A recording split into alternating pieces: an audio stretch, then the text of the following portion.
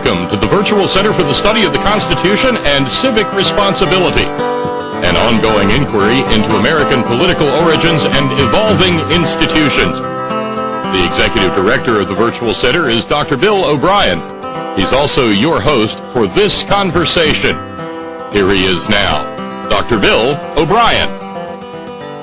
Thank you, Bob Kincaid, and welcome everyone to today's edition of the Virtual Center for the Study of the U.S. Constitution and Civic Responsibility. It is a beautiful spring Monday.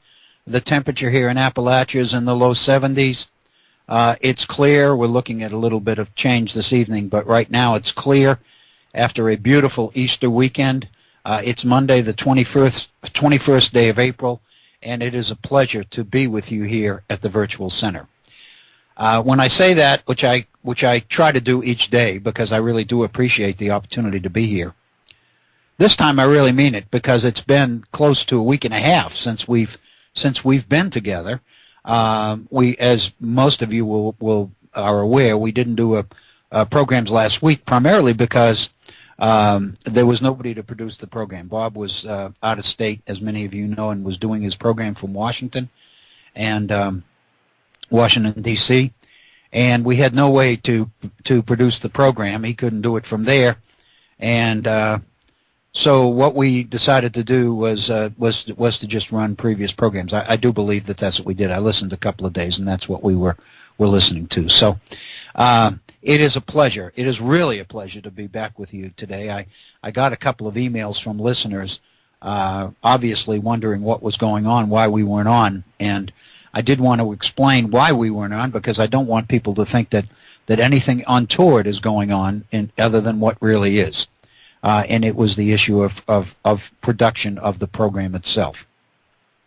As you know, I have the setup in my home to deliver the program, but I don't have the capabilities here of producing it, and so it goes through the Head On Radio studios, and that's where Bob is, and when he's not there, I can't function. So I apologize for the long hiatus, but I want you to know how happy I am to be back. I also want to kind of alert you that in mid-May we will be missing a number of programs. I'm traveling into the Midwest. We're going to a graduation at Duke University in North Carolina, and then we're immediately driving to Kansas for a high school graduation.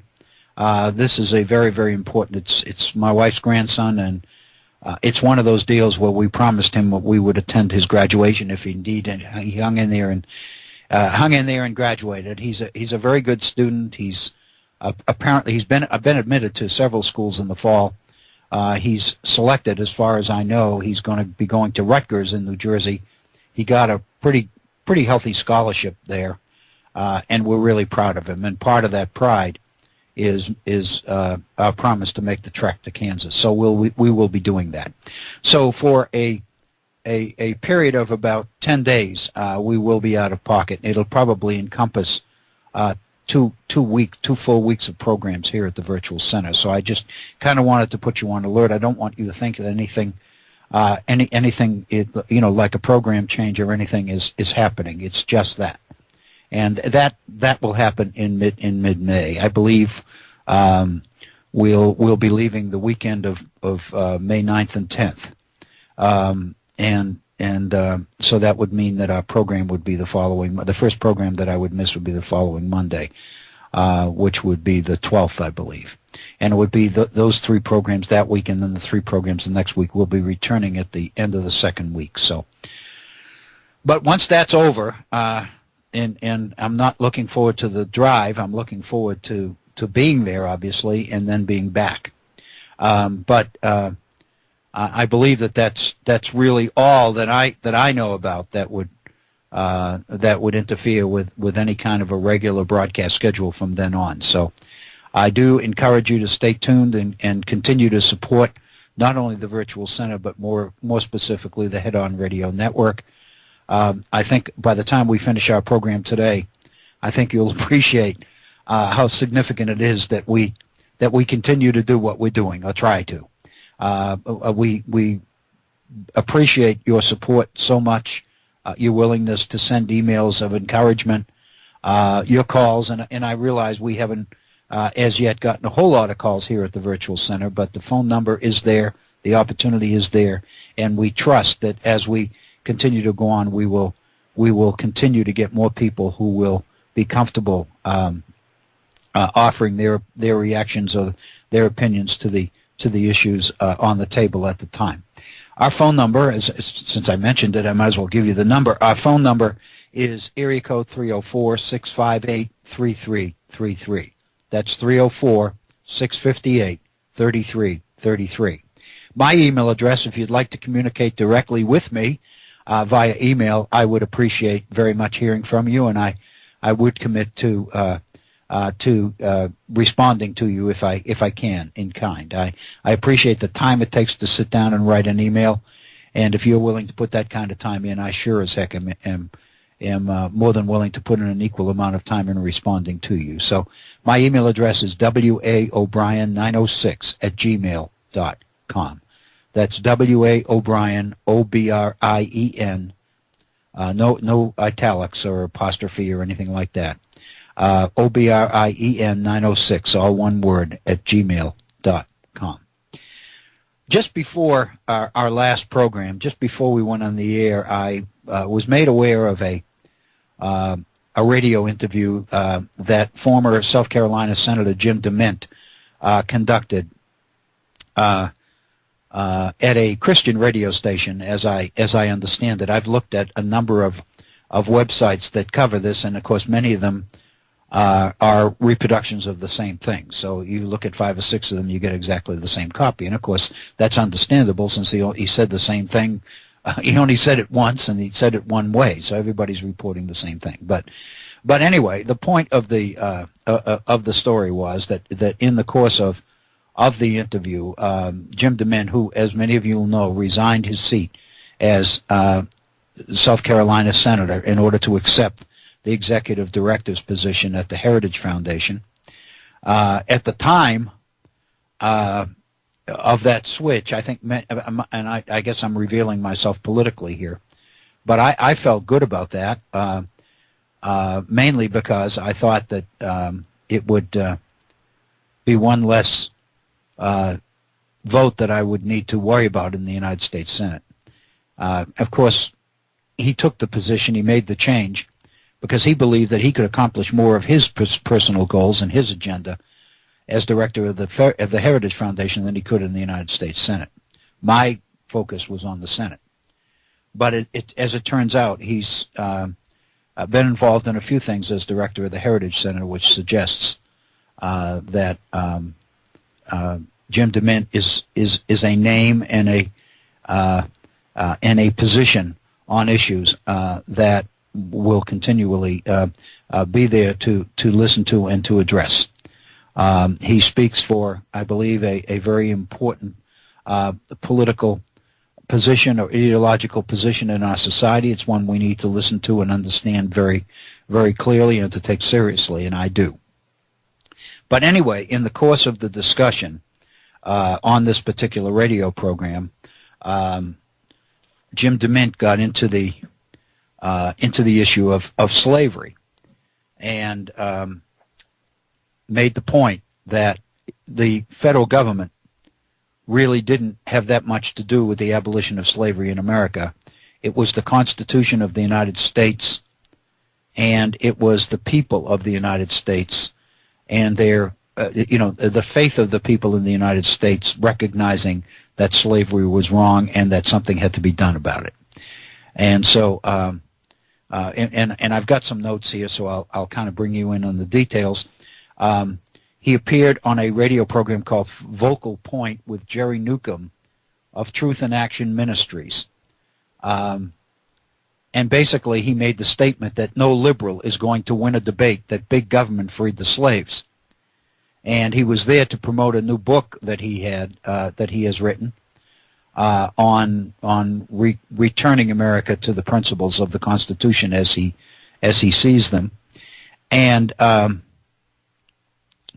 he said that the conscience of the American people and not the federal government was responsible for the end of slavery in America. In the course of the interview, he talked about the anti-slavery efforts of a British politician named William Wilberforce, who died almost 30 years before the Civil War. And here's a direct transcript from the program, and we can react to it at the end. The host, Jerry Newcomb, said the following: "What if somebody, let's say you're talking with a liberal person, and they were to turn around and say that the Founding Fathers thing worked out really well. Look at the Civil War we had 80 years later." In other words, obviously the negatives of the Civil War. And Jim DeMint responded with the following: "Well, the reason that the slaves were eventually freed was the Constitution. It was like the conscience of the American people. Unfortunately, there were some court decisions like Dred Scott and others that defined some people as property. But the Constitution kept calling us back to all men are created equal and we have unalienable rights in the minds of God. But a lot of the move to free the slaves came from the people. It did not come from the federal government. It came from a growing movement among the people, particularly people of faith, that this was wrong. People like Wilberforce, who persisted for years because of his faith and because of his love for people. So no liberal is going to win a debate that the big government freed the slaves. In fact, it was Abraham Lincoln, the very first Republican, who took this on as a cause, and a lot of it was based on a love in his heart that comes from God." Unquote. Obviously, there's so much in that DeMint statement that can be addressed.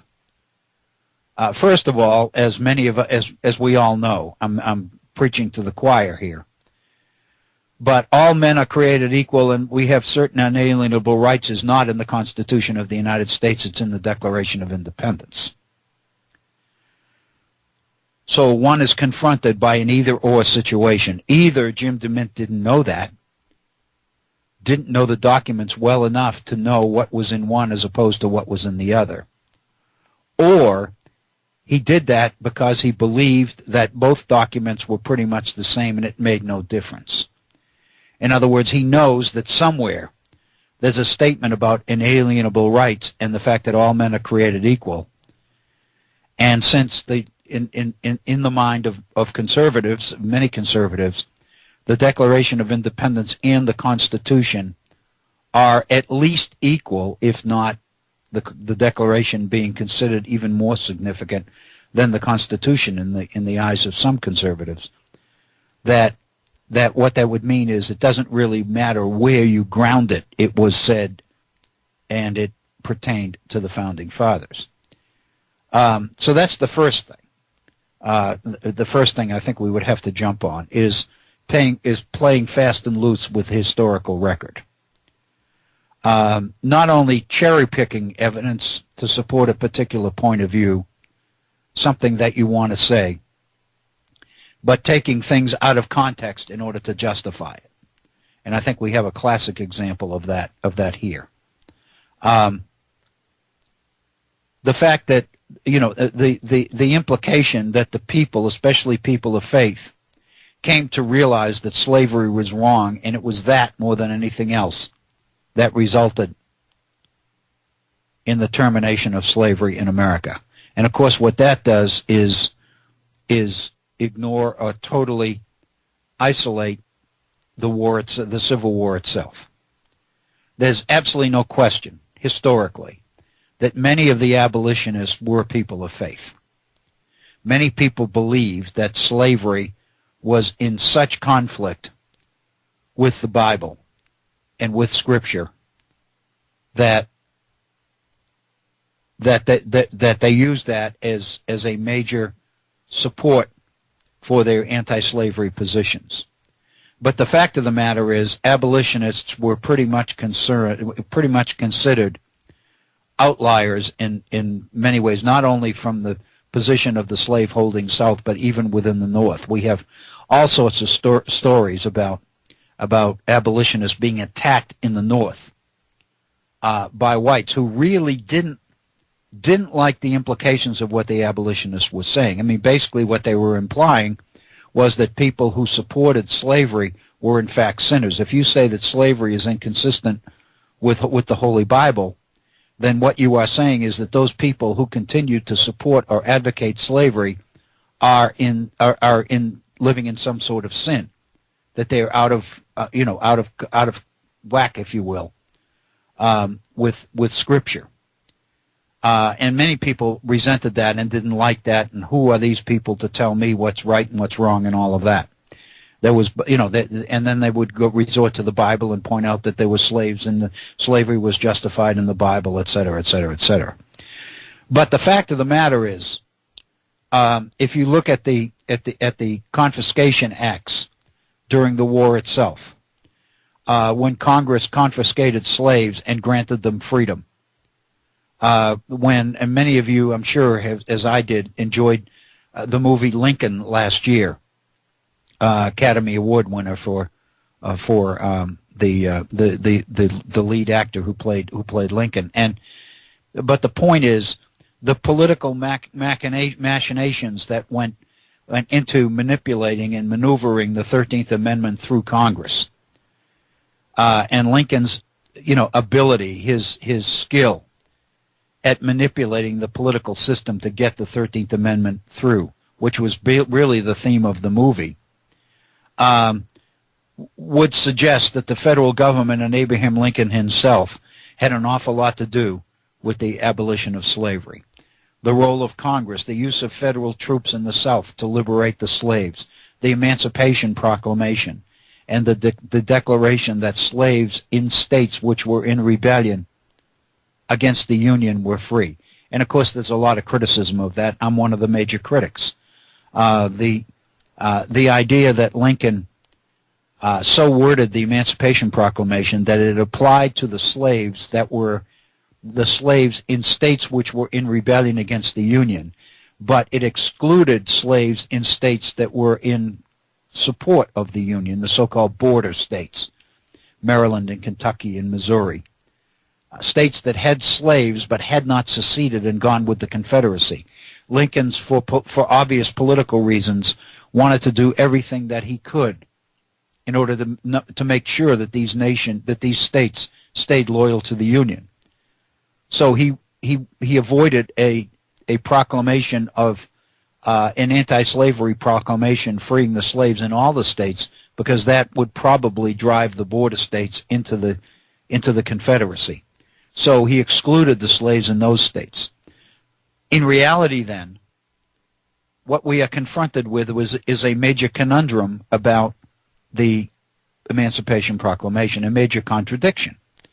Namely, Lincoln freed the slaves in states where he didn't have the power to free them, and he didn't free them in the states where he did have the power to free them. So the question that many people ask is, what does that say about Lincoln's commitment to the abolition of slavery itself? Because Lincoln did make the statement, if I could preserve the Union without freeing one slave, I'd do it. But on the other hand, if it takes the abolition of slavery to preserve the Union, I will do that. Because he took an oath to support the Constitution of the United States and the preservation of the Union. So there's absolutely no question then that the federal government played a significant role in the abolition of slavery, because even though the proclamation, Lincoln's proclamation on January 1st, 1863, excluded the border states and only applied to the slave states, to the Confederate states, the fact of the matter is that that proclamation converted or made the Union Army an army of liberation. In other words, once that proclamation was rendered, every southern state that was defeated by a Union army saw its slaves declared free. So in effect, it made the Union Army an army of liberation. And it was federal government and federal troops that did that. So one is challenged by Jim DeMint's thesis here, but one is not challenged by his agenda. It's very clear what and not only he's about, I don't like to just pin this on him, but it's very clear what the ideological goal that he reflects and represents here is about. It's basically to demean the integrity of the federal government. That's the goal. Whatever reduces or minimizes or impinges upon the power and the prestige of the federal government in our political system is something that people of this ideology will pick up and run with. They will take every opportunity in the world. But to allege that the federal government had nothing to do with the abolition of slavery, but that it was the people, and especially people of faith, that did it, raises serious questions about confusion. The thing that bothers me, obviously, is the lack of precision, the lack of distinction between the Declaration of Independence and the Constitution. And we're going to pursue that in a bit, because I think this is a very, very important issue. And I think it's one that all of us need to be aware of, because it's out there. And I think Jim DeMint's interview here is just merely one example of it. But let me get out of the interpretation here and talk about the political realities of the situation. It is very, very necessary. It is absolutely vital that we continue to find ways, new ways, of challenging these statements of inaccuracies and misinterpretations of the history of this country. If there's ever a reason why we need something like the Virtual Center for the Study of the Constitution, the Head-On Radio Network, whatever, somebody has to call these people on this stuff. Because not to call them sends the message that it must be legitimate. If people hear this and don't hear it rebutted, and they don't know, then they tend to believe. Because, as you know, we are a people that from the time we were in grade school were led to believe that if it's in print, if it's on the air, it's true. And we all know the old argument, the old idea that if it doesn't matter whether it's fact or fiction, if you say it often enough and loud enough, people begin to believe it, especially if it's not challenged.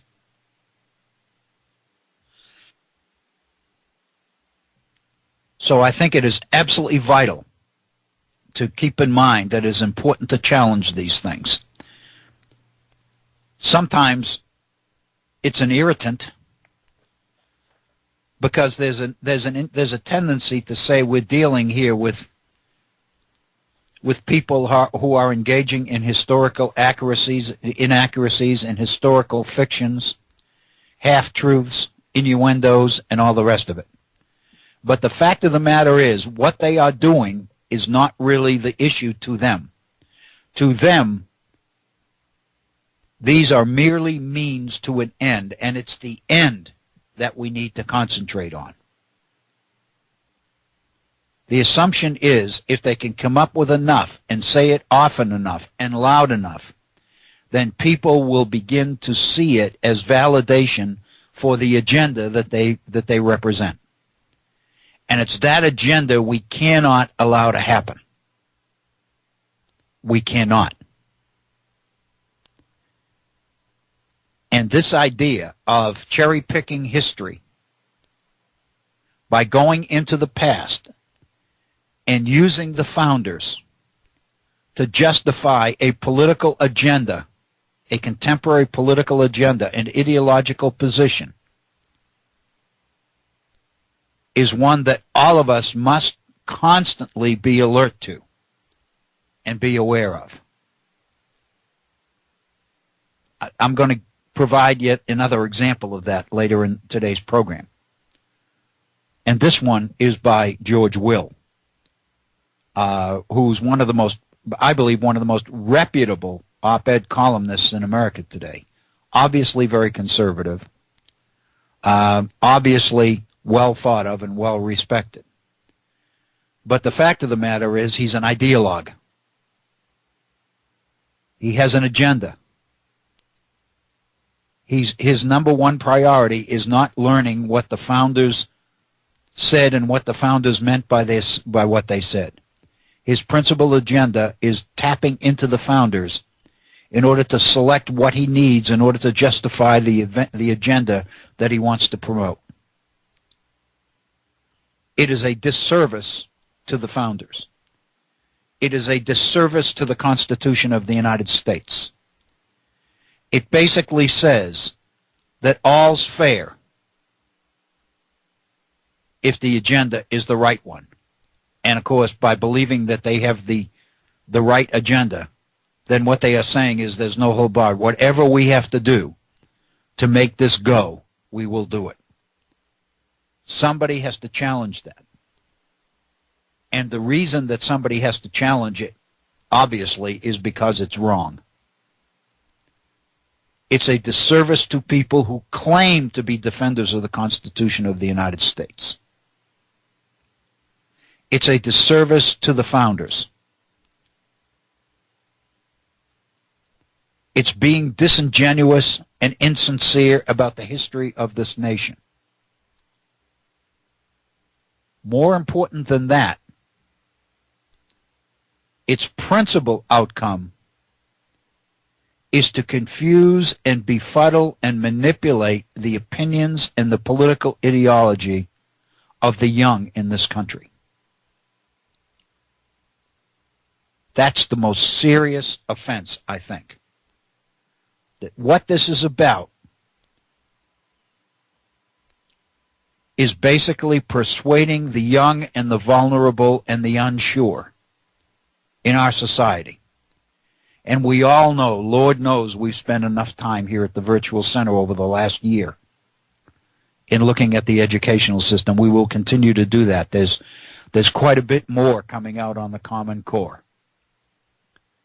And one of the projects that I've begun to I spent last week on things like this because obviously we weren't here at the Virtual Center. A project that I've been thinking seriously about is beginning to put something together, some sort of a workshop on the Common Core standards, and making myself, or however successful that might be, but making myself, in the name of the Virtual Center, available to teachers as we enter the fall semester and begin to talk about the implementation of the Common Core, the political debate about it, why some people support it while other people oppose it, while the debate is increasingly becoming more and more heated, what the end game is all about, but more important for teachers, looking specifically at the Common Core and suggesting ways to bring students to the successful outcome, which is the Common Core. In other words, making them work in their classrooms. The how to implement idea, which I think is very, very needed, because there's absolutely no question. I mentioned one of the about 2 weeks ago, I was honored to attend a luncheon, a birthday luncheon, for a very, very good close friend. And among the invited guests was the wife of the former governor of West Virginia, Mrs. Manchin, Joe Manchin's wife, and Gail, and I was fortunate enough to be seated with her and spent about an hour and a half in conversation with Mrs. Manchin, who obviously spends a lot of her time in Washington because that's where her husband is. But one of the things that I think is important is that she serves on the state board. In fact, she's chair of the State Board of Education, and they are in the process of hiring searching for and hiring a new superintendent of schools for the state of West Virginia. West Virginia is one of the Common Core states. And I mentioned something in passing about the Common Core, and her eyes lit up. And we just exchanged a few comments, but it was very, very clear to me that she's a major supporter of the Common Core. And my comment simply was, and remember this was over lunch, so it wasn't, we weren't into any kind of a political debate or anything, but I just made a comment that the big challenge in West Virginia is going to be to prepare the teachers for the Common Core. And she said, oh yes, oh yes, oh yes, that is the challenge. We've got to do it. And that got me thinking about maybe, in fact, I could contribute something to that initiative, to that effort.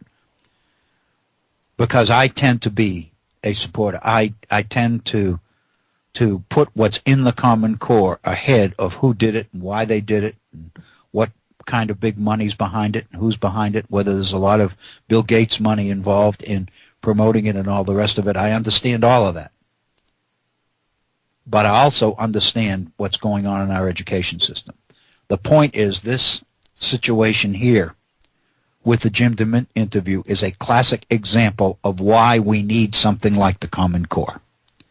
We have got to begin to take students to the sources and make them aware of the fact that there are political agendas out there. People have their own political agendas. They are in the business of persuading. And students need to be educated well enough to be able to recognize political spin when they see it. And I know that Bill O'Reilly has, for all practical purposes, appropriated the word spin, taken that word out of our vocabulary and claimed it as his. But the fact of the matter is, it's a good word. And it's an important word. And the fact of the matter is, a major challenge of our political system is to educate students in such a way that they can recognize spin. They can distinguish between fact and fiction, between information that's solid, that's factual, and interpretation of that information. And they can distinguish between the two. Oftentimes, what we need to realize is that an awful lot of the information that's out there, information that we really need to get our hands on, comes within the context of political spin. We've got to be able to extract it, to recognize it and separate it from the spin, and recognize it as fact and be able to appreciate it for that fact, for that reason. We've got to be able to alert our young to be able to do that. That's part of the educational situation. I think the classic example, I think everybody listening has heard students say this.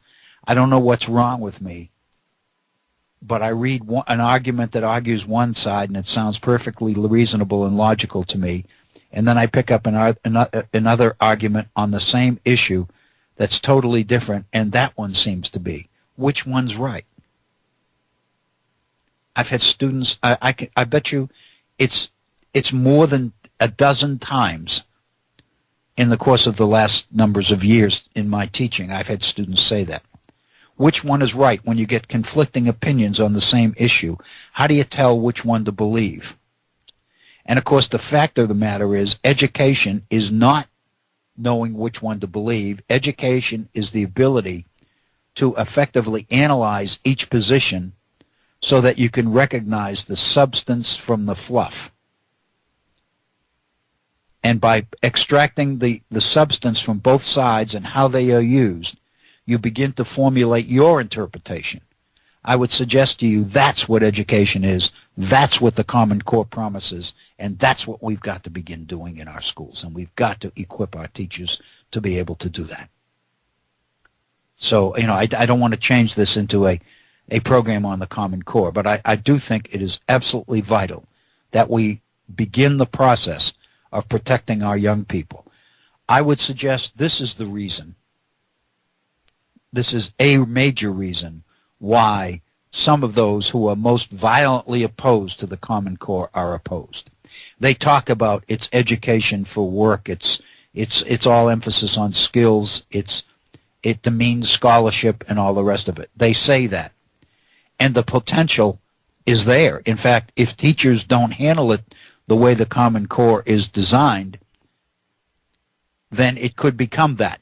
It's going to depend on the teachers.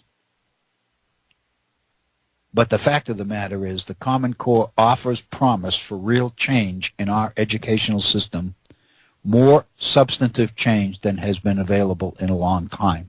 And I would suggest to you that's why so many people are afraid of it and opposed to it. Anyway, that's the Jim DeMint piece. And all I wanted to do was, first of all, make you aware, if you weren't aware, of that particular interview and that particular statement, and suggest why it's significant. It's not only significant for political debate in this country, but it's also significant for the Head On Radio Network and the Virtual Center for the Study of the U.S. Constitution and Civic Responsibility. It's in part why we're here. I would suggest, however, that there's another issue, and I got an email several days ago from one of our listeners alerting me to a fact which I knew, which many of you may know, and that is that the state of Michigan has become the 34th state to request a constitutional convention. What that means is that the terms of Article 5 in the Constitution of the United States for amending the Constitution via the calling of a constitutional convention, those terms have been met. So the question that the emailer asked me is, what now? Well, the fact of the matter is, this is indeed a major, major issue. And it's something that all of us need to be very, very aware of. And as I'm thumbing through my materials here, if you'll just give me a moment.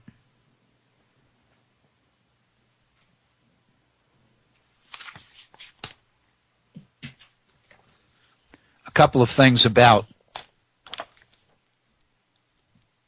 just a couple of pieces of information about Michigan becoming the 34th state to call for a constitutional convention. This is an article that appeared in the New York Times on April 11th, which was 10 days ago. It was Friday a week ago. And it basically mentioned that Michigan recently became the 34th state to call for the Constitutional Convention. And now House Speaker John Boehner is reviewing whether the action by Michigan has indeed triggered the constitutional mandate that Congress call such a convention. A few pieces of factual information here on the fifth Article 5 of the Constitution. We've done this several times, but I think it's important. The Constitution lays out two methods of amendment. One is this one, namely, 2/3 of the states request a constitutional convention to consider amendments. Congress calls the convention, and at the end of the convention, whatever amendments are proposed must be ratified by 3/4 of the states in order to become part of the Constitution of the United States. So the numbers to keep in mind are 2/3 and 3/4. 2/3 to propose, 3/4 of the states to approve. That's one way. That way has never been used until now. Now it looks like we might, for the first time, experience that method of amending the Constitution of the United States. The other way is the one that's always been used for every amendment so far. And that is when two-thirds of both houses of Congress, that's the House of Representatives and the Senate, when two-thirds of both houses of Congress agree on the need for an amendment, then that amendment is sent out to the states for approval. And if three-quarters of the states approve it, it becomes part of the Constitution of the United States. Again, it's the same two-thirds and three-quarters. The difference is that in the first instance, the impetus comes from the states. In the second, the impetus begins at the federal level with two-thirds of the members of the House and Senate. It's important to recognize what I'm going to say. It's important to keep it in mind. Conservatives today are arguing that the first way of amendment, the first method of amendment, which is two-thirds of the states request Congress to call a convention, the one that's never been used. Conservative proponents argue that that was the convention's priority method of amendment. And the second one, where the amendment comes from Congress, comes from the federal level down to the states, was secondary. The fact of the matter is, if you read the Federalist Papers, all 85 of them, it becomes very clear that the purpose of the Federalist Papers is to argue for ratification of the Constitution of the United States. The Federalist Papers are not an objective analysis of the constitutional system. The Federalist Papers are political advocacy of ratification. And each of the papers sets out to address and argue against critics who are trying to find reasons that the people in the states should not approve ratification. The point I'm trying to make is that the so-called Federalists, the Madisons and the Hamiltons and the rest of them, the authors of the Federalist Papers are John Jay, Alexander Hamilton, and James Madison. They wrote the 85 Federalist Papers. Their purpose is to refute criticisms of the Constitution and promote ratification of it. The Federalist Papers are first and foremost political documents. They are in no way an objective analysis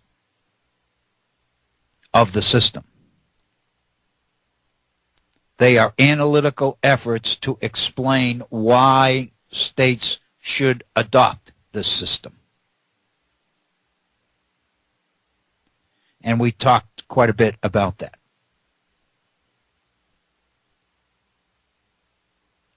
That, it seems to me, is very important.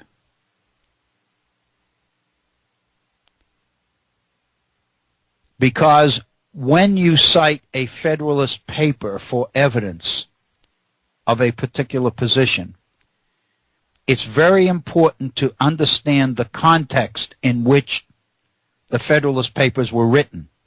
They were written from a perspective of political advocacy. They were pro-Constitution. Maybe that makes it simpler to understand.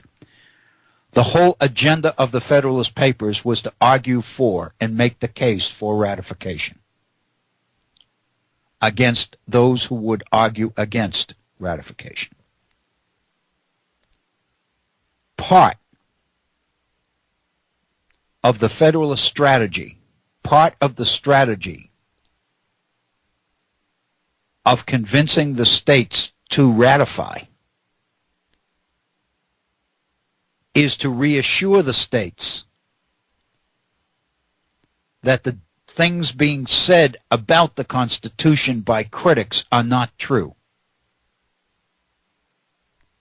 In other words, if I'm James Madison and I'm trying to convince you to not be afraid of the Constitution and not worry about it and to give you reasons why you should indeed support it, many of the good things that it's going to do for you and for the state and for your state and for the nation, then one of the things that I'm going to do is try to reassure you that approving the Constitution is not going to be detrimental to your state government or to your Bill of Rights, to the protection under your state Bill of Rights that you currently have. So much of what I'm going to say to you is intended to encourage you to not be afraid. If you take those statements in the Federalist Papers out of context, you end up totally turning the political intent of the Federalist Papers around. Let me give you an example. I mentioned George Will, and we'll be, in our second hour, we'll be looking at him in a lot more detail because I think there's a lot of substance here for us to focus on today and perhaps even a little bit tomorrow.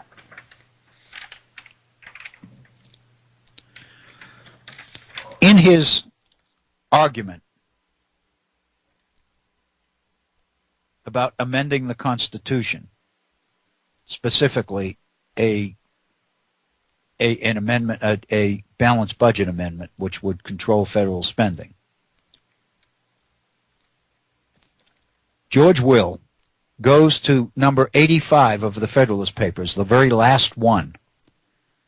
It's Hamilton's summation of what he believes the Federalist Papers have accomplished. And he quotes the following sentence from Federalist 85, written by Alexander Hamilton. Quote, "We may safely rely on the disposition of the state legislatures to erect barriers against the encroachments of the national authority," unquote. This is what George Will says. In the 85th and final of the Federalist Papers, written to persuade Americans wary of centralized power to ratify the Constitution, Alexander Hamilton said, the quote we just read, "The fact of the matter is, the Federalist Papers were not written to persuade Americans. They were indeed written to persuade Americans wary of centralized power to ratify the Constitution, because Americans were afraid that the Constitution created a central government that was too strong. So Hamilton reassures them by saying, we may safely rely on the disposition of the state legislatures to erect barriers against the encroachments of the national authority." What George Will is saying here in citing this particular sentence from Federalist 85 is that change is going to come from state legislatures. Protections against an overbearing, strong central government are coming from state legislatures, and that this call for an amendment to the Constitution through a Constitutional Convention is an example of that. So what he's arguing is that Hamilton would have supported the state's ability to minimize the power of the central government. The fact of the matter is, Hamilton's position is to endorse the power of the federal government. Hamilton would do handstands in his grave if he heard George Will or anybody else trying to argue that he was worried about centralized power and that he was reliant on the states to protect people from an abusive, overbearing central government. Hamilton stood up at the Constitutional Convention and basically said, the reason I support this Constitution is because it creates a government that is the strongest that we can possibly get away with.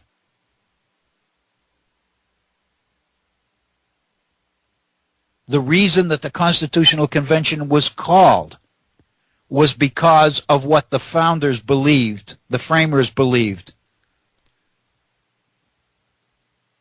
were out-of-control state legislatures. Madison says that it's the state legislatures more than anything else which made the Constitution necessary. So the George Wills and Jim DeMints of the world, who are trying to convince us that the only way we can save ourselves from an overbearing, all-powerful central government is to rely on the states, and to quote the Federalist Papers to support that position, is dishonest. It's not just inaccurate, it's blatantly dishonest.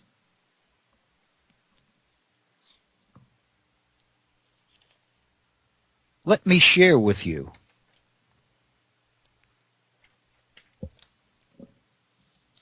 Federalist 85. Because indeed, I want to go into this in more detail, and we'll have to wait until after the top of the hour to get into this in more detail. But let me reassure you that George Will is indeed correct, that about 3/4 of the way through this document,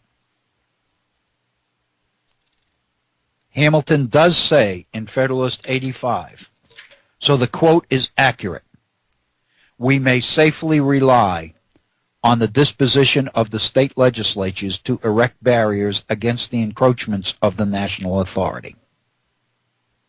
He does say that. I would suggest to you that he says that to reassure critics of the Constitution that they will be protected by their state legislatures. His goal is political. Hamilton, of all the founders, is the one who wanted the strongest possible central government. In fact, he clearly states during the convention, and he is accused by John Adams and George Washington and many of the others in their private letters, if Hamilton thought we could get away with it, he'd want a monarchy. He wants a king. So distrustful was Hamilton of the states and the state legislatures and the problems that the states were creating.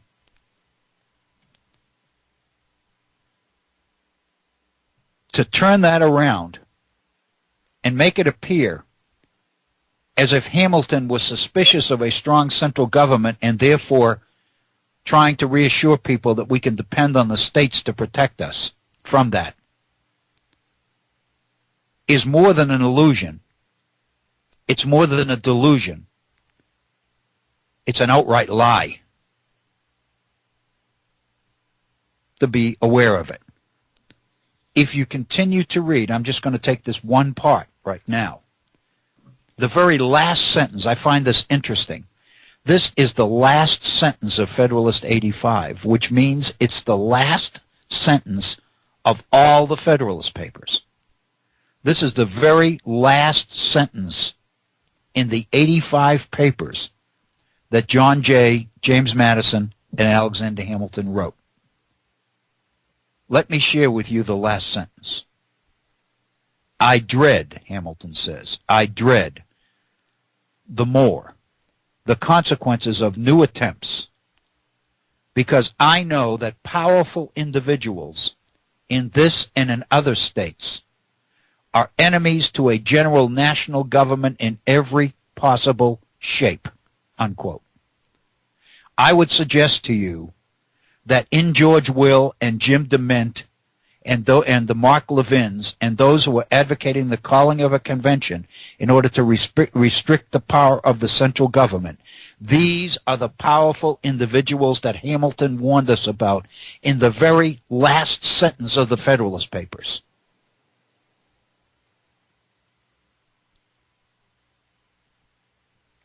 Basically, what Hamilton writes is that the establishment of the Constitution in time of profound peace by the voluntary consent of the whole people is a prodigy to the completion of which I look forward with trembling anxiety.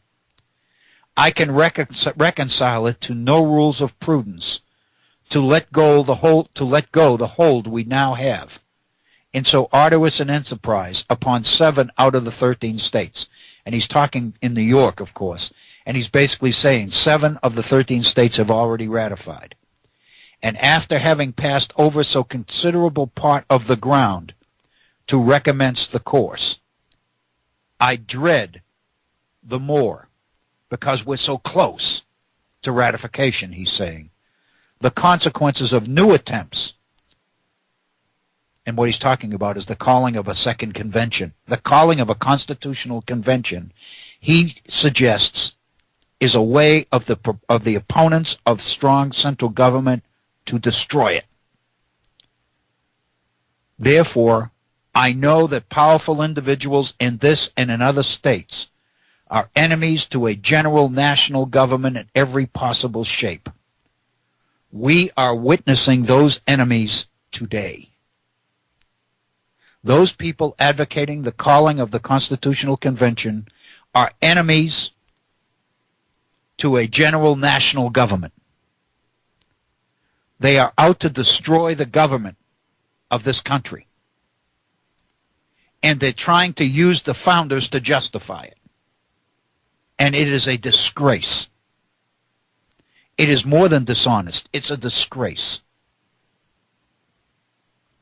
But it's what you can do when you have all of this evidence and all these letters and you pour through them for the phrase or the sentence which, if you take it out of context, will turn the founders into supporters of the position that you want to advocate. So again, 2 sentences in Federalist 85 that only one George Will cites. He would never cite the last one, about powerful individuals throughout in many states who are opposed to an effective national government in this country. That one he doesn't want to argue. But this one he does. We may safely rely on the disposition of the state legislatures to erect barriers against the encroachments of the national authority. The implication that George Will is making is that Hamilton was telling people that they could rely on their states to protect them against an overbearing, all-powerful central authority, national authority. What he doesn't tell us is that strong central national authority is exactly what Hamilton did want. And in order to get it, he had to get the Constitution through. And in order to get the Constitution through, he had to convince the people in these papers that they needn't worry about what some of the critics were saying about the dangers of a strong central government, that they could rely on their states to protect them. So what he's saying is, don't worry, rest assured, vote for it.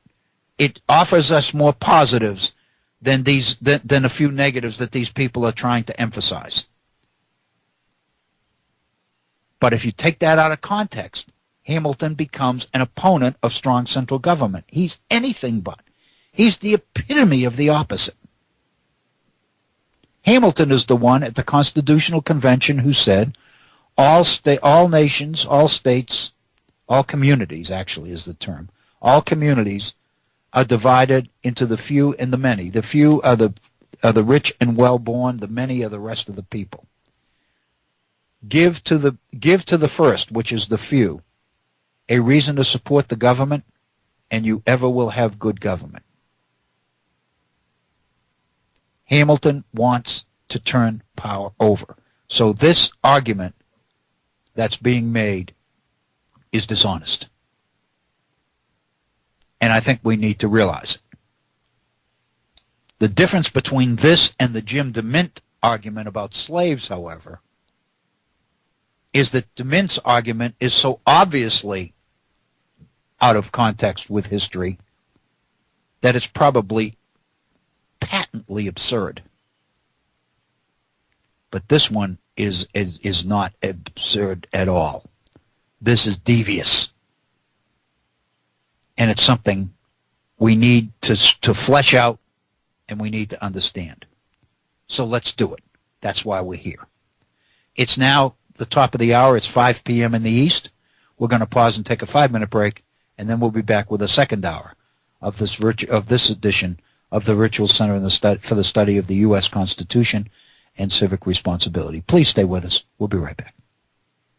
Thank you, Bob Kincaid, and thank you for that wonderful interlude. That music was just great. What a wonderful horn. Thank you.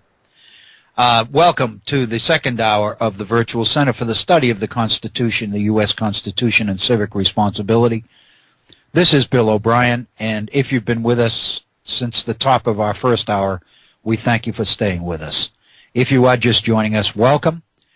We are looking today at what I think is a very, very significant time in the history of this country, because we are now, at this moment, wrestling with the issue of the calling of a second constitutional convention, because Michigan earlier this month became the 34th state to request the calling of a constitutional convention.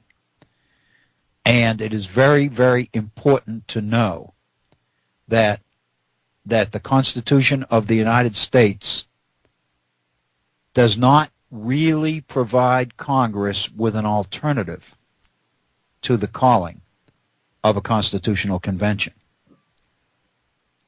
It says in Article 5, when 2/3 of the states request a constitutional convention, Congress shall call for such a convention. So now the ball, so to speak, is in Congress's court. And the article that we looked at the top of our first hour about this procedure suggests that John Boehner is currently looking at reviewing whether the fact that Michigan triggered the constitutional mandate, does this indeed require Congress to call a convention? Representative Duncan Hunter of California, who is a Republican advocate for such a convention, asked Boehner for clarification as to where the state count stands, and whether in fact Michigan has tipped the 2/3 majority needed to make a call. Hunter wrote to Boehner the following: with the recent decision by Michigan lawmakers, it's important that the House and those of us who support a balanced budget amendment determine whether the necessary number of states have acted and the appropriate role of Congress should be in this case. The debate, according to this particular article, which was written by Andrea Billups, by the way, on April 11th, part of the challenge here is that the request for a constitutional convention goes back a long way. What she points out, for example, is that in the 1970s, Alabama, Florida, Georgia, and New Hampshire called for a convention. Later, they rescinded their requests. There's nothing in the Constitution that provides for that. Once you call for a convention, you're on record as calling for a convention. Since 2010, she says, the same 4 states have again called for a convention to specifically deal with a balanced budget amendment. So there's a debate because some of the states have called for it and then rescinded their call and then come back. And so what Congress is going to have to do is poll the states and make sure that they have an accurate count. But the fact of the matter is, Article 5 of the Constitution says that Congress shall call a constitutional convention upon the request of 2/3 of the state legislatures. And that is, with Michigan's action, that seems to be where we are. So this discussion today, this debate, is not in any way abstract. It is quite real. And of course, the danger is, and we talked about this before, the danger is once you get a convention assembled, how do you control it? How do you keep it focused on the one amendment that everybody said they wanted to the Constitution? We'll get to that in a moment. But for example, a rather conservative scholar at the University of Colorado in Boulder named Steve Hayward is really worried about this. And he said, let's assume that we get Congress to call for a convention and we're deliberating about one item. Maybe that would stick. But how can you be confident that once you open the door to a constitutional convention, even if for one narrow amendment, that it won't just become a runaway convention? It seems to me, he says, that our Constitution may have problems these days, but I think most conservatives, and of course he speaks for them, would be very nervous about opening it up to a new convention. But there are many prominent spokesmen, conservative spokesmen, who want to do this. And we are on the cusp of this decision. So I would suggest to you that looming in the background are the so-called Liberty Amendments in the book written by Mark Levin. What they would change once they got the opportunity. So there is an agenda going way beyond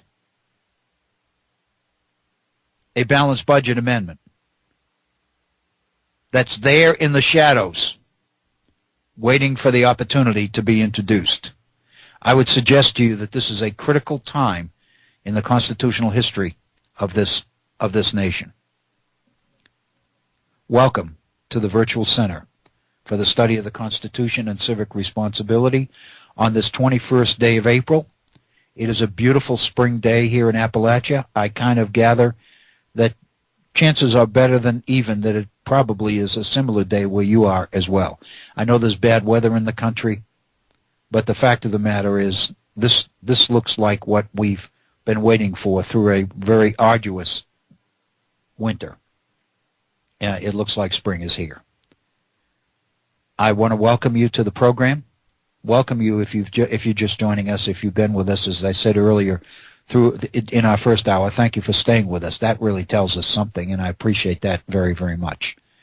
We welcome your calls and your contributions and your opinions and your suggestions and your ideas and your criticisms. We have a phone number that is just reserved for you. The number is area code 304-658-3333. If you call it, you will be on the air, and we would love to hear from you. That's 304-658-3333. If you'd like to email me directly to talk about these issues or other issues, I would love to hear from you. My email address is waobrien906@gmail.com. That's waobrien906@gmail.com. And one additional comment that I would make before we get into this hour: tomorrow's program, if the Lord's willing, we will begin 1 hour earlier. We'll be on in the East from 3 to 5, rather than 4 to 6. I have an obligation tomorrow evening that begins at 5:30 here in our local area. It's a Rotary meeting, and it's usually during the day, but this one is going to be an evening meeting. It's a very important meeting, and I'm supposed to be there as president of the Rotary Club at 5:30. So tomorrow we will begin 1 hour early from 3 to 5, if that's okay. back to the issue at hand, which is the calling of the convention. On April 9th, which is not that long ago, George Will, in the Washington Post, wrote an article in support of the calling of the Constitutional Convention for purposes of consideration of a balanced budget amendment for the federal government. Many of us realize that many state constitutions already have balanced budget amendments in place. In other words, the state cannot spend more than it takes in. It cannot go into debt. And we've seen the results of those kinds of amendments with layoffs of public employees, municipal employees, and all the rest of it. So basically, the argument is that the responsibility of government at the state level is to operate within the funds appropriated. As we know, no such amendment exists on the federal level, and the result is that the federal government has incurred an incredible debt, which is now somewhere in excess of $15 trillion. So for a long time, there has been a move, a desire, to impose a balanced budget amendment on the federal government, similar to that on the states. Now that the call for a constitutional convention has been made by 2/3 of the states, with Michigan's action early in April, now the question is, does Congress have an option? Fact of the matter is, in the Constitution, Congress does not have an option. Of course, I'm struck by the fact, if you go back through constitutional history, there's the very famous situation during the Jackson administration when the Supreme Court under Chief Justice Marshall made a decision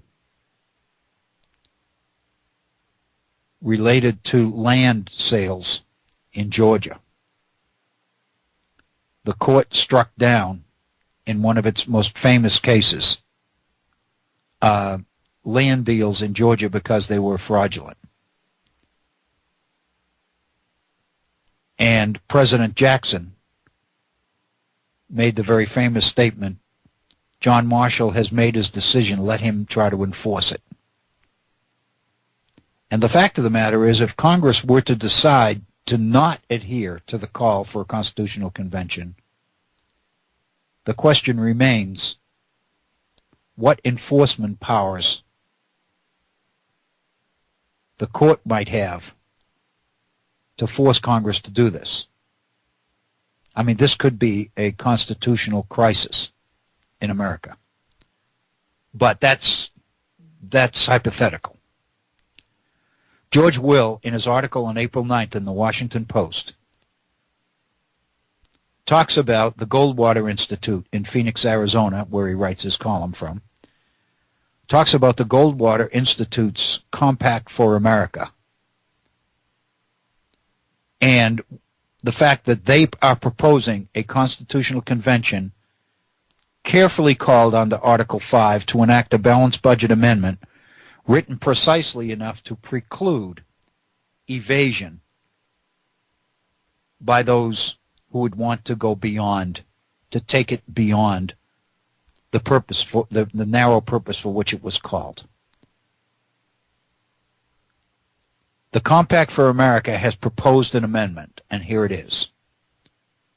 Total federal government outlays shall not exceed receipts unless the excess of outlays is financed exclusively by debt, which initially shall be authorized to be 105% of outstanding debt on the date the amendment is ratified. Now, this is a little bit complicated, so I'm going to read it again. Total federal outlays shall not exceed receipts. In other words, government will not be allowed to spend more than it takes in, unless the excess of outlays is financed exclusively by debt, which initially shall be authorized at 105% of outstanding debt on the date the amendment is ratified. So if the government is to undertake deficit spending, it will be limited only to 105%. In other words, 5% over what the government takes in. It goes on. Congress may increase the authorized debt only if a majority of state legislatures approve an unconditional single subject measure proposing the amount of such increase. So the only way that Congress is authorized to go into debt is when they are given permission to do so by a majority of the state legislatures, and that permission will only happen for an unconditional single subject measure being placed on the table. Whenever, this is continues with the proposal, whenever outstanding debt exceeds 98% of the set limit, in other words, when government spending is getting very close to its receipts, the President shall designate for impoundment specific expenditures sufficient to keep debt below the authorized level.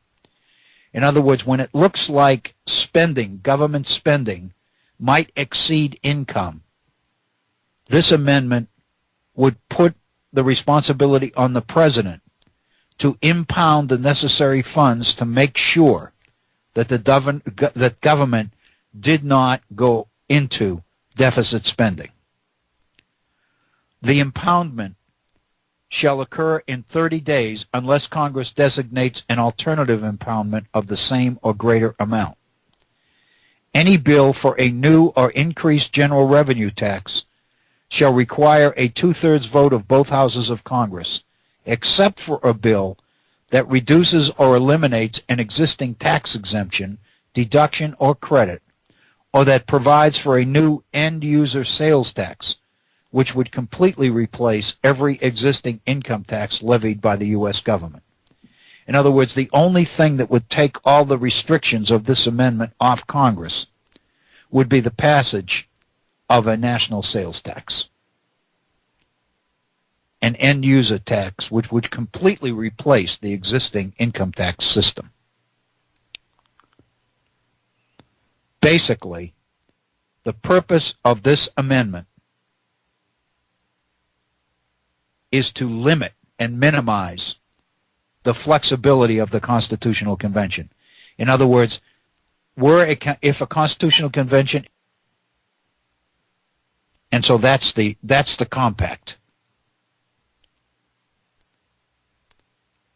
George Will says Congress, which relishes deficit spending, would not unilaterally and unpressured to the states for ratification. Hence the Goldwater Institute's recourse to Article 5.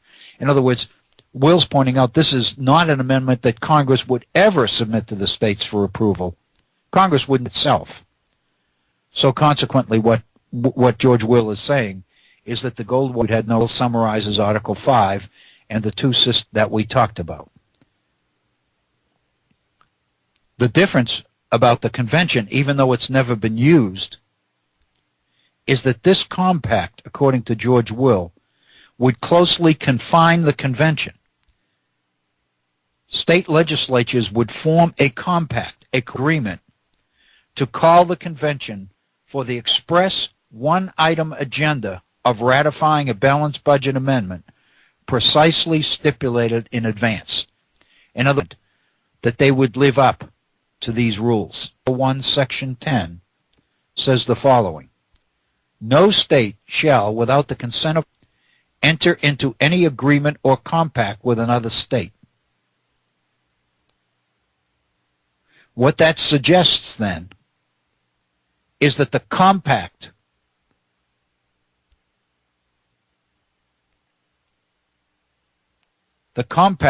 that this group, the Goldwater Institute, is asking for is contradiction to Article 1, Section 10 of the Constitution of the United States, because the Constitution prohibits states from entering into or separate agreements amongst themselves. Here's the loophole. Will points out, court precedent makes clear that states do not need congressional consent for compacts that exercise state power without displacing federal power. such as the constitutionally stipulated power to apply for an Article 5 convention. Thus, what Will points out is a way for the Goldwater Center Institute to get around Article 1, Section 10 of the Constitution of the United States. I think it's very interesting and very important to note that this movement, which is so committed to the integrity of the Constitution of the United States, is willing to pursue loopholes to get around what the Constitution says. Clearly, in the mind of George Will and those that he speaks for, the ends justify the means. In other words, what we need to do, what we want to do, is so important that it's justified to find ways around whatever barriers or limitations there might be that keep us from doing that. And then Will points out, and indeed this is valid, what Article 5 says. Article 5 says that Congress has no discretion. It shall call a convention on the application of the legislatures of 2/3 of the several states. That's a quote from Article 5. Congress shall call a convention on the application of the legislatures of 2/3 of the several states. However, the compact proposed here would keep the convention on track.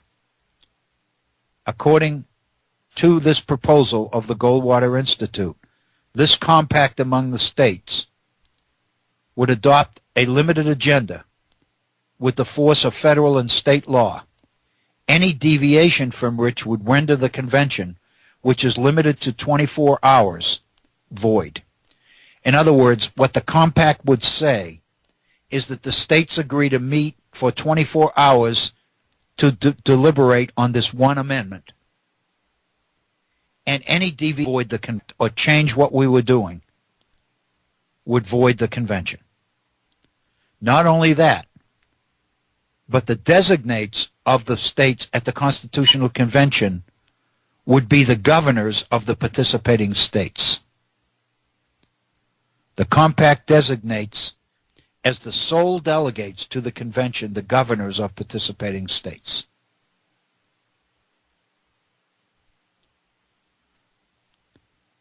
This is an amendment, a plan for amendment by compact. George Will even has a name for these people. He calls them fivers. That article appeared on the 9th of April in the Washington Post. I think it is very significant that what we talked about several months ago when we looked at Mark Levin's Liberty Amendments is here. What was an abstract threat has become political reality. I think it is very important to recognize and very significant that while one can support the effort to restrict the flexibility of such a convention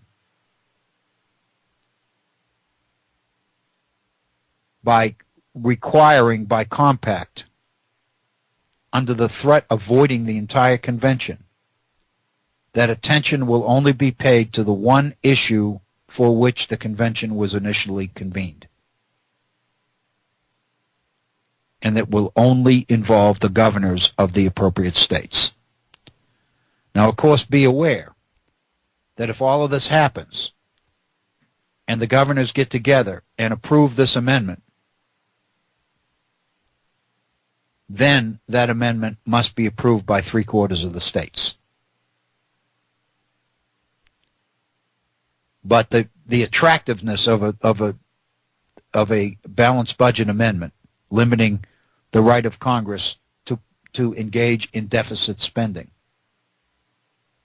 that popularity exceeds the 34 states. Many, many people believe that spending in Congress is out of control. And so There's absolutely no question that we have reached a critical stage in the history, in the constitutional history and legal history of this country. This is the first time that this particular strategy in Article 5 has ever been tried. I think it's important to reflect. We're right at the bottom of the hour. It's 5:30 right now, and I just wanted to take a couple of moments to reflect on what the significance, what the significance of this whole issue, it seems, is about.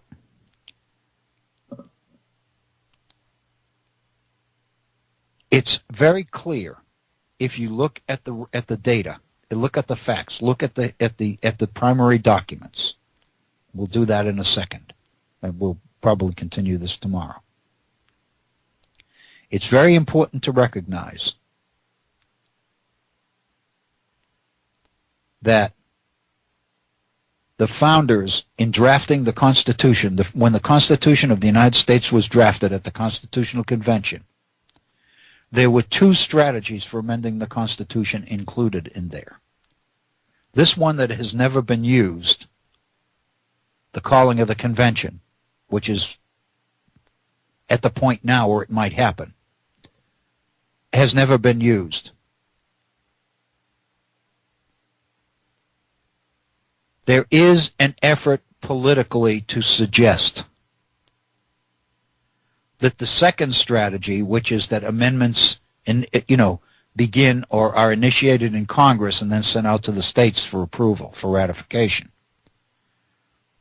There's clear effort to suggest that that second strategy of amending the Constitution was created principally to short-circuit the first one. In other words, there's an effort to suggest that the calling of a convention by two-thirds of the states was what the framers wanted, but that the second strategy of giving Congress the authority, to two-thirds of Congress the authority to approve the amendments and send them out to the states, was presented as a way to prevent the first one from happening. If you look at Madison's notes of the Constitutional Convention, which is really the only source we have for what happened at the Philadelphia Convention, it's very clear that the reality is the exact opposite of that. The method for ratifying amendments was that they begin in Congress, and when approved by two-thirds of both houses of Congress, they're sent out to the states for ratification, and three-quarters of the states have to approve. That was the priority strategy for amending the Constitution of the United States. The addition of the second strategy, which was conventions called at the request of two-thirds of the states, that was added primarily to appease the states, to send the message to the states that the states had the power to ratify the Constitution if there was something in it that they wanted to change. The fact that up until now, the fact that that approach has never been used is not an accident. There's nothing in the Constitutional Convention, there's nothing in the private papers of the founders to indicate that they ever really believed that this would ever happen.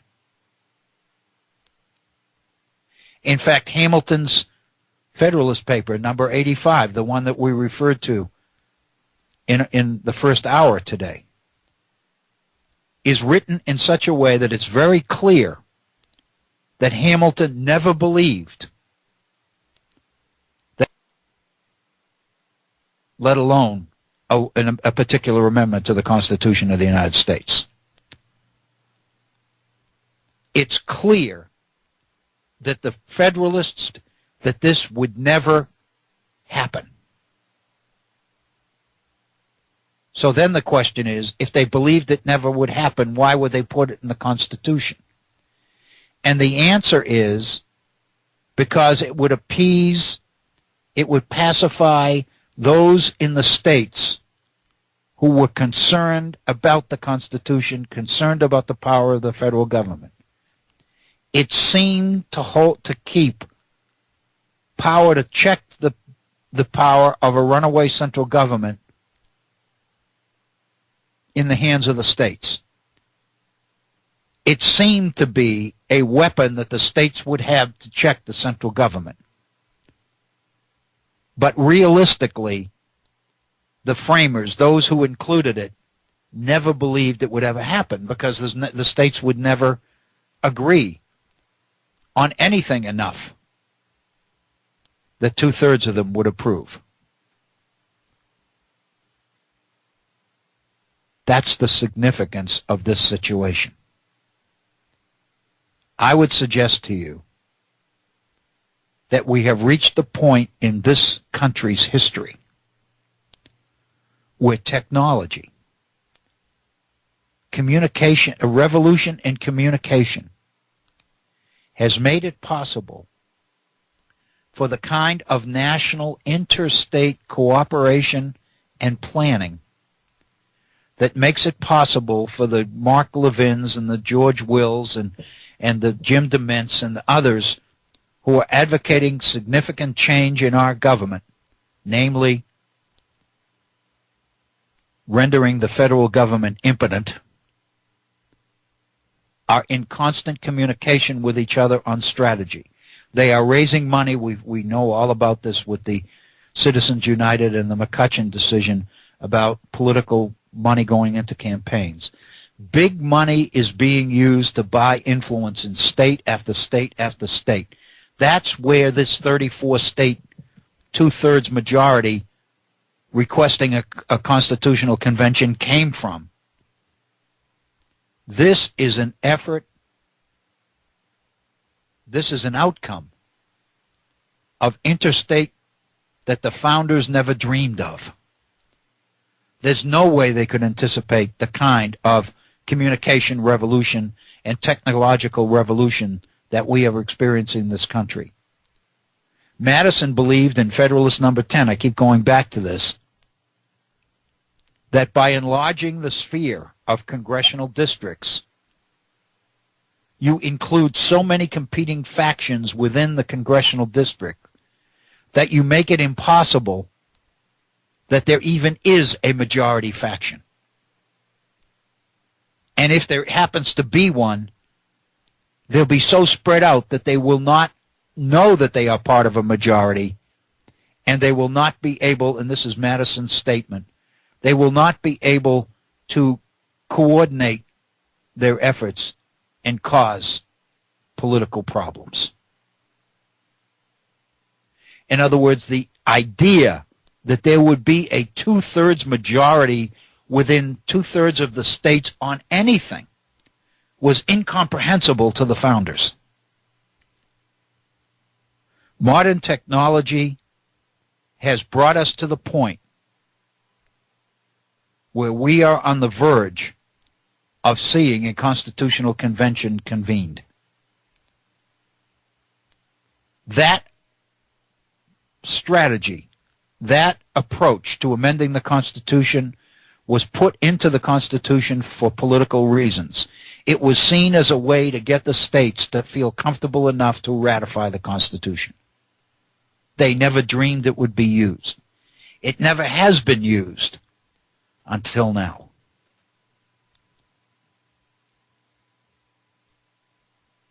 The efforts of those who support this movement, this constitutional convention, to try to appropriate the founders, to enlist the founders in their cause, I would suggest to you is dishonest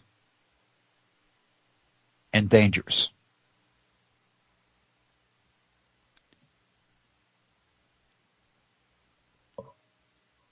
We looked at the April 9th article of George Will, in which George Will laid out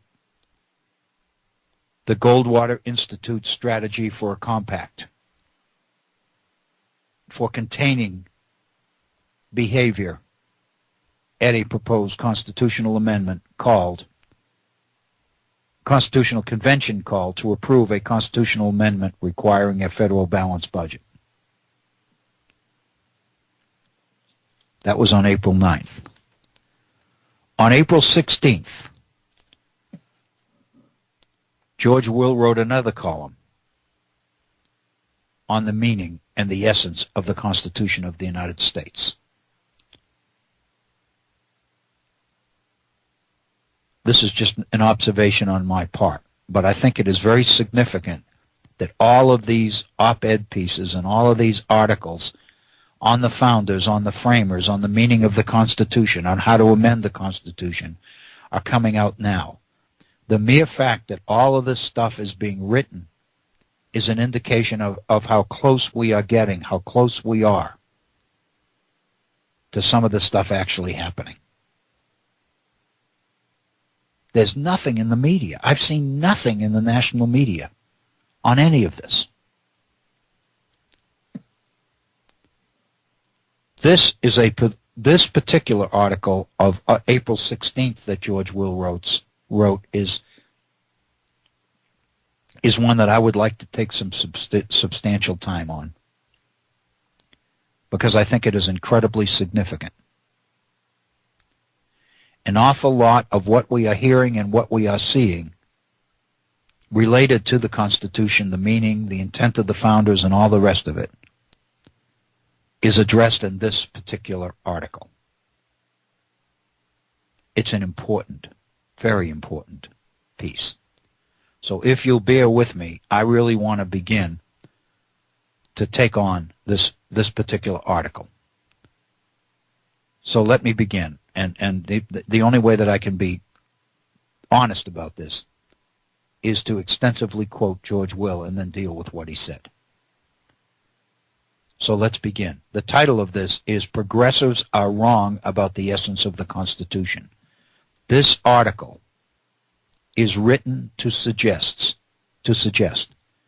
that what progressives believe the Constitution is all about is wrong.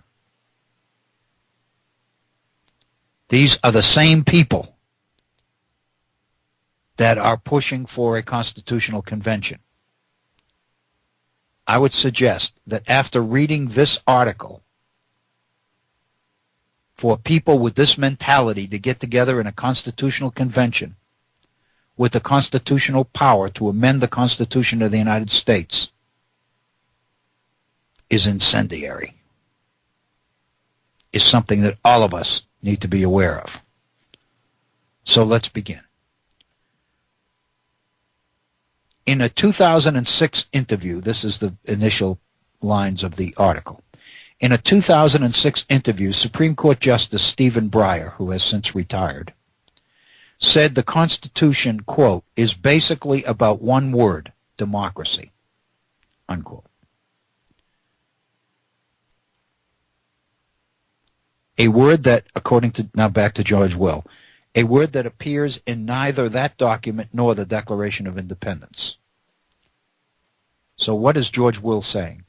George Will is saying that in a 2006 interview, Justice Breyer claimed that the Constitution is all about democracy, even though the word democracy does not appear in the Constitution or in the Declaration of Independence.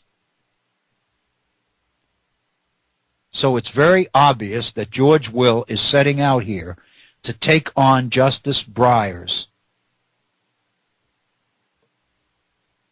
suggestion that the entire Constitution is about democracy. Back to the article.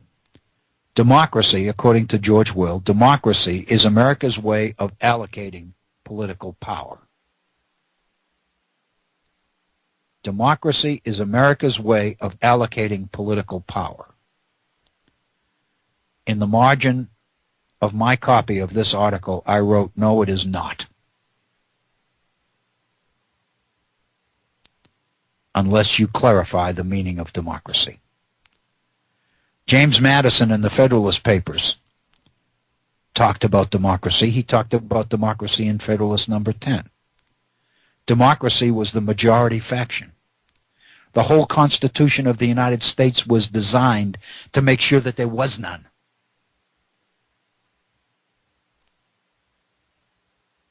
So to suggest that Justice Breyer, that progressives support the idea of majority rule democracy as America's way of allocating political power is patently false.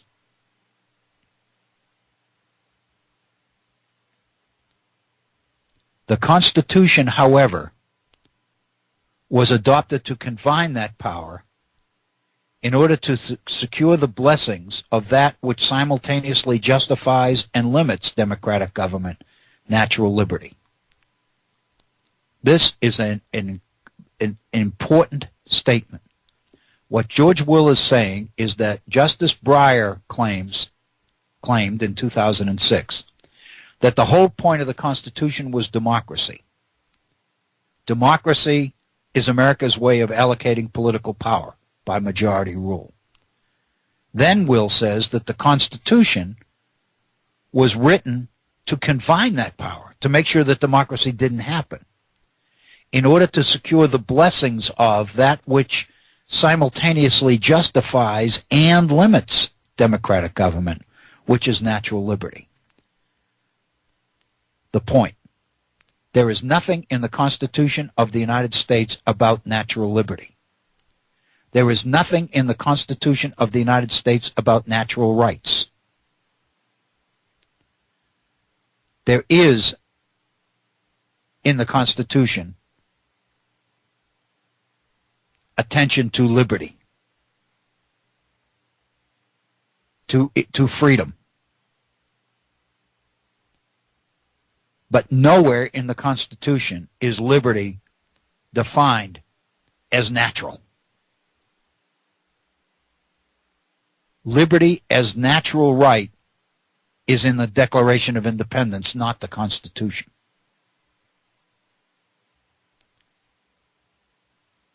So the issue is George Will incorrect? Is he making a mistake? Let me tell you that what he is setting out to do in this article is to show that what's in the Declaration of Independence effectively is in the Constitution also. Consequently, he is setting out to turn the Constitution of the United States into a political system dedicated to the protection of natural rights, when in fact there's no mention of natural rights anywhere in the Constitution.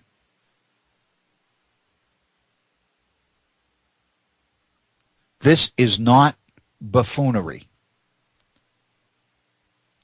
This is not the work of somebody that doesn't know what they're doing. This is an extremely shrewd, manipulative effort to structure the Constitution, the interpretation of the Constitution of the United States, into ways that run contrary to what most of us believe the Constitution of the United States is about. What he has basically said here is that liberty is in the Constitution, democracy is not. But what he has added is natural liberty. Then he makes a statement about the fundamental political differences today between the two camps. The fundamental division in U.S. politics is between those who take their bearings from the individual's right to a capacious, indeed indefinite realm of freedom, and those whose fundamental value is the right of the majority to have its way in making rules about which specified liberties shall be respected. Let me repeat that sentence. After his first paragraph about Justice Breyer's focus on democracy as what the Constitution is all about, even though the word doesn't appear in the Constitution, Will talks about the idea of liberty, which is part of the Constitution. Madison talks about that in Federalist 10 a lot. But he adds the word natural to it. Natural liberty. Then he goes to an explanation of what this distinction means. The fundamental division in U.S. politics is between those who take their bearings from the individual's right to a capacious, indeed indefinite realm of freedom, those who advocate freedom first, and those whose fundamental value is the right of the majority to have its way in making rules about which liberties shall be respected. What George Will is suggesting is that the progressive position on the Constitution is one of majority rule democracy. And his justification for that is Justice Breyer's mention that democracy is what the Constitution is all about. But we know that the meaning of the word democracy has changed substantially from what Madison meant by it, which was majority rule, the majority faction. We know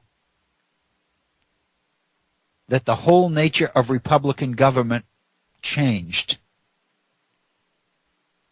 early on in the history of this nation, so that what most of us call democracy today focuses more on the procedures of citizen behavior rather than it does the power of the majority. Madison's whole purpose in structuring the Constitution of the United States and the checks and balances system that undergirded it, that basically formed the foundation of it, was to make sure that majority rule never happened. But today we use the word democracy. Justice Breyer is using the word democracy. But they are using it in ways which are quite different than the way Madison used the word democracy. What we mean today by democracy is the ability or the right to participate in decision-making, the right to vote, the right not to be discriminated against based on your race, your religion, your nationality, your gender, or whatever. The whole history of America's constitutional development has been the opening up of the system to participation by more and more groups that were initially excluded. Originally, the only ones that could vote in America were the property-owning white males. But gradually, the process opened up until we developed the sophisticated political election system which we have now, which focuses on the idea of mass participation. When we say today something is democratic, what we reach this decision democratically, what we mean is that everybody involved had an opportunity to participate in it. If certain groups were excluded, if women were excluded, if blacks were excluded, if Hispanics were excluded, if gays were excluded, then the decision would not be reached according to the principles of democracy. So when we use the word democracy, we're talking about the ability to participate as citizens, our civic responsibility. This is the Virtual Center for the Study of the U.S. Constitution and Civic Responsibility. Breyer's right. The issue of civic responsibility, the ability of everybody, every citizen, to participate in this government is what it's about. It's what makes it popular. What George Will is choosing to do here is to pin Madison's definition of democracy on Justice Breyer and claim that that's the definition that progressives are after. I would defy you to find thinking, knowledgeable progressives who would support pure majority rule in anything. Think about it. We use it. We use polling all the time when we say 75% of the American people believe that inequality is a major problem in this society. That's a strong political argument, but it doesn't mean that we're going to let the 75% who believe that make a decision to do something about inequality. That would indeed change the entire system that the framers created. So the point that I'm making here is that it's very important to recognize that what George Will is doing is assuming a definition of democracy and assigning it to Justice Breyer and to progressives, which is no longer operative. Consequently, he's creating a straw man. When he says the fundamental decision in American politics today is between those who put their emphasis on the individual's right to freedom and those who put their emphasis on the value of the right of the majority to have its way in making rules about what freedoms people will have. I would suggest to you that that is a straw man. That sets up a phony debate. That's not what progressives believe at all. The whole point of our representative republic is the idea of civic education, of educating the people into what's necessary in order to make a popular government work, and to creating the majorities. But for government to turn itself directly and put itself directly at the beck and call of a majority on anything, I would suggest to you is setting up a false man. And then George Will talks about a new book that's out by Timothy Sandifer called The Conscience of the Constitution, the Declaration of Independence, and the Right to Liberty.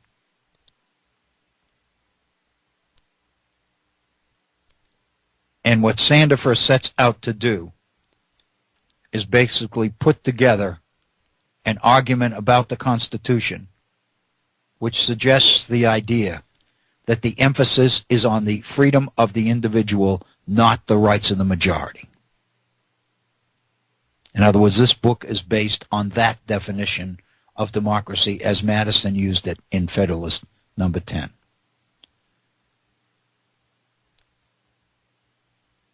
So basically what George Will is saying is now the nation no longer lacks what it's long needed, which is a small book that clearly explains conservatism disagreement with progressivism. So he's saying this is the answer. What Timothy Sandifer has given us is the answer. This is what conservatives are about as opposed to what progressives were about. And then Will goes on to say the argument is between conservatives who say U.S. politics is about a condition, liberty, and progressives who say it's about a process, democracy. And then he claims that progressives who consider democracy the source of liberty reverse the founders' premise. In other words, the progressives are misinterpreting the founders, according to George Will. Obviously, we're 1 minute from the end of our program. It's 1 minute from the top of the hour. And I know Bob Kincaid is getting ready to fire off on his program. And so I'm going to stop here and invite you all to be back with us tomorrow for another session of the Virtual Center for the study of the U.S. Constitution and civic responsibility. I'm Bill O'Brien. I thank you so much for being with us.